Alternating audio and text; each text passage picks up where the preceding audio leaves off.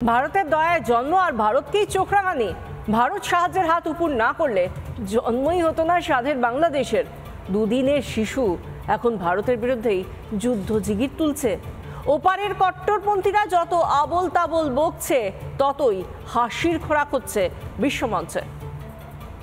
আমরাও আমাদের নবাবের এলাকা ওই বাংলা, উড়িষ্যা এবং বিহার আমরা দাবি করব। 4 দিনের মধ্যে আমরা কলকাতা হোল করে নেব। পুরো মুখে মারিতং জগৎ, এত অশিক্ষা রাখে কোথায় বাংলাদেশ? 1947-এর পর 1965 পরপর দুবার ভারতকে আক্রমণের দুঃসাহস দেখিয়েছে পাকিস্তান। পাকিস্তানের সব দেমাক মাটিতে মিশিয়ে দিয়েছিল ভারতীয় সেনা। 1971 সালে মাত্র 13 দিনে ফের ভারতীয় সেনার কাছে নাস্তানাবুদ হয়েছিল পাকিস্তান সেনা। 1999 সালে কার্গিলের যুদ্ধে ভারতীয় সেনা বুঝিয়ে দিয়েছিল তাদের শৌর্য। যে বাংলাদেশের জন্মদাতা ভারত, সেই দেশ এখন ভারতের বিরুদ্ধে বিষোদাগার করছে, ভারতের বিরুদ্ধে যুদ্ধের ফাঁকা আওয়াজ তুলে বাজার গরম করছে। ইন্ডিয়ার এরা প্রতি মুহূর্তে আমাদের বিরুদ্ধে ষড়যন্ত্র করতেছে। আমরা বলতেছি এটা কূটনীতি দিয়ে থামাবো, কিচ্ছু লাগবে না, চুপ করে বসে থাকেন, পাকিস্তানের সাথে আপনি সুসম্পর্ক স্থাপন করেন। কোন ভরসায় এত আস্পর্ধা বাংলাদেশের? বামন হয়ে চাঁদে হাত দেওয়ার মূর্খামি? ভারতের সামরিক শক্তি সম্বন্ধে আদৌ কোনো ধারণা আছে বাতেলাবাজদের? ভারতীয় সেনার সংখ্যা 14,55,000, সেখানে বাংলাদেশের সেই সংখ্যা 1,63,000। গ্লোবাল ফায়ার পাওয়ারের রিপোর্টে দাবি ভারতের কাছে মোট 2,296টি এয়ারক্রাফট রয়েছে, সেখানে বাংলাদেশের 216টি। ভারতের হাতে যুদ্ধবিমান রয়েছে 606টি, আর অন্যদিকে বাংলাদেশের হাতে রয়েছে মাত্র 44টি। ভারতের কাছে সাবমেরিন রয়েছে 18টি, বাংলাদেশের কাছে 2টি। ভারতের কাছে হেলিকপ্টার রয়েছে 869টি, আর বাংলাদেশের রয়েছে 73টি। ভারতের পরমাণু অস্ত্রের সংখ্যা 172টি, বাংলাদেশের একটিও নেই। ভারতের ট্যাঙ্কের সংখ্যা 4,614টি, বাংলাদেশের সেই সংখ্যা 320টি। ক্ষমতা নেই, অকাতও নেই, জেনে বুঝেও ফাঁকা আওয়াজ করে চলেছে কট্টরপন্থীরা। বাংলাদেশের হিন্দুদের উপর অত্যাচার, রুগ্ন অর্থব্যবস্থা, জিনিসপত্রের মূল্যবৃদ্ধি, ভগ্নপ্রায় শিল্প, এসব থেকে নজর ঘোরাতেই আসলে আবোল তাবোল বকছে কট্টরপন্থীরা। এই ইচ্ছে করে এই ধরনের কথা বলছেন, দুটো পারপাস। একেবারে হিন্দু শূন্য বাংলাদেশ করার একটা বিরাট প্রচেষ্টা চলছে বহুদিন থেকেই, আর একটা লক্ষ্য হচ্ছে ভারতকে উত্তপ্ত করা, এবং ভারত যদি কোনো অ্যাকশন নেয় সঙ্গে সঙ্গে আন্তর্জাতিক মহলকে বলা, দেখো এই তো সেই ভারত যে আমাদের উপর অসহায় বাংলাদেশের উপর আক্রমণ করেছে, তোমরা সবাই ভারতের বিরুদ্ধে ব্যবস্থা নাও। আমরা সবাই জানি যে ভারত দাবিদার। ইউনূসের কেয়ারটেকার সরকারের না আছে শিক্ষা, না আছে কৃতজ্ঞতা। ফাঁকা যুদ্ধ জিগির তুলে কতদিন বোকা করে রাখবে দেশবাসীকে? রিপাবলিক বাংলা। 2004 সালে চট্টগ্রামে 10 ট্রাক অস্ত্রশস্ত্র উদ্ধার হয়। পরে জানা যায় এই বিপুল অস্ত্র উত্তর পূর্ব ভারতে পাঠিয়ে ভারতকে অশান্ত করার ষড়যন্ত্র করেছিলেন তৎকালীন বিএনপি সরকারের স্বরাষ্ট্র প্রতিমন্ত্রী লুৎফুজ্জামান বাবর।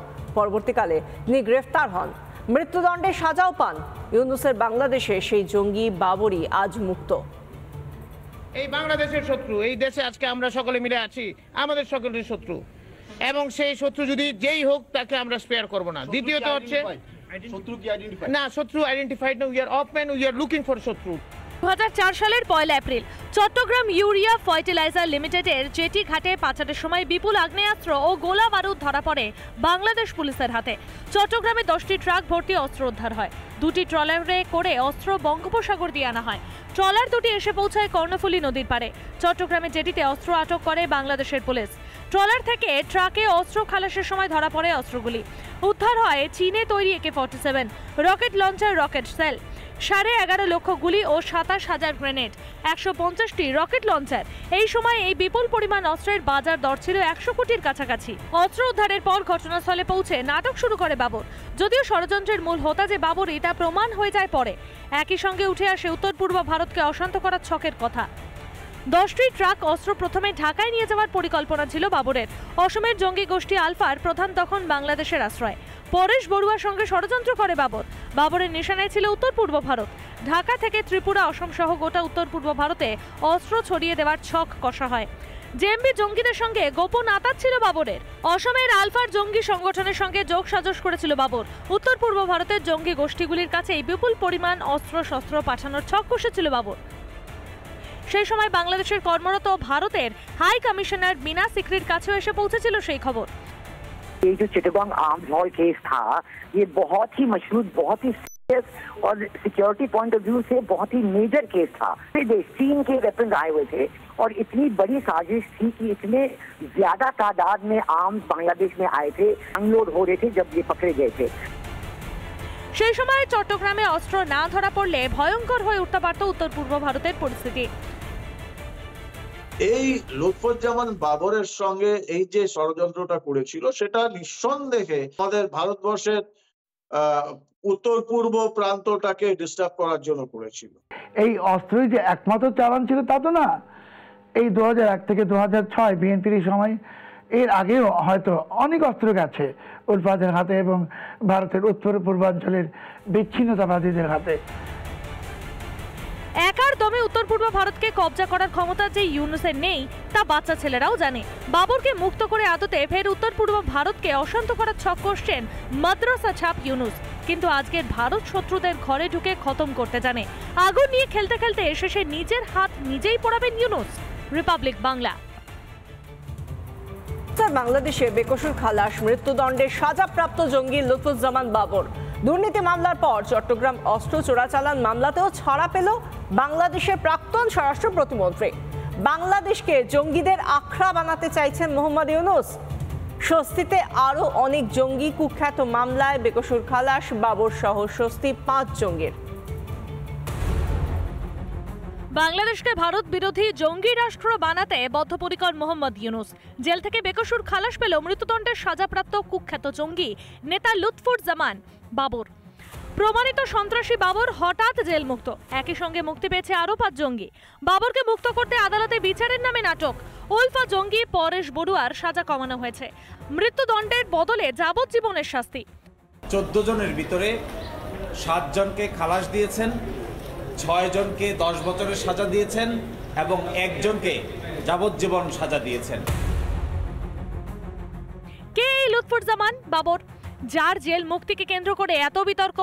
বিএনপি সরকারে স্বরাষ্ট্র প্রতিমন্ত্রী ছিল বাবর। 2004 থেকে 2008 সাল পর্যন্ত দায়িত্বে ছিল।